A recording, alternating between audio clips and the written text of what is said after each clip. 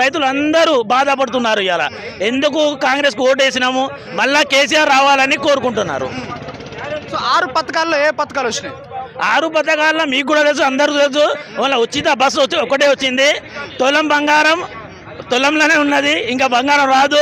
మహిళలకు 2500 పెన్షన్ ఇస్తున్నారు, 5000.